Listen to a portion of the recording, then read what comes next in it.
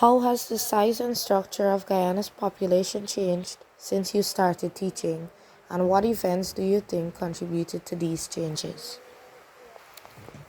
When I started teaching in the early 2000s, there were large classes, and it wasn't uncommon for students to be from 5 or more siblings.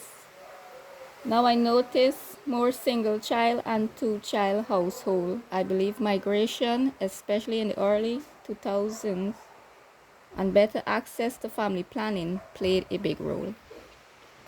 In your experience, what factors have led to changes in Guyana's birth and death rates over the last few decades? Better health care really helped, especially for mothers and babies. More health centers and public campaigns lowered the death rate. As for the birth rate, education made a big difference. Girls learn early about their bodies, family planning, and future goals. How significant is migration in shaping Guyana's current population, and how has it affected families or the education system?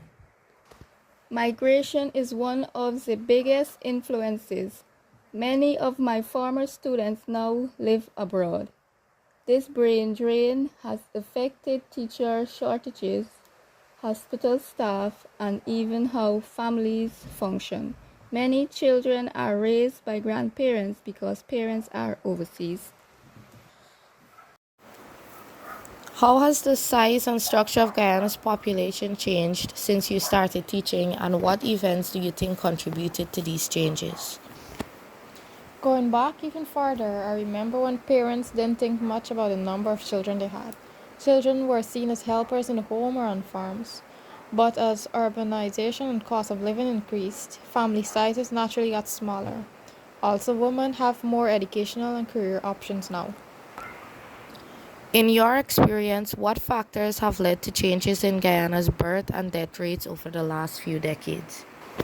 Absolutely. Education opened many doors. I also think that exposure to international media and values influence local attitudes.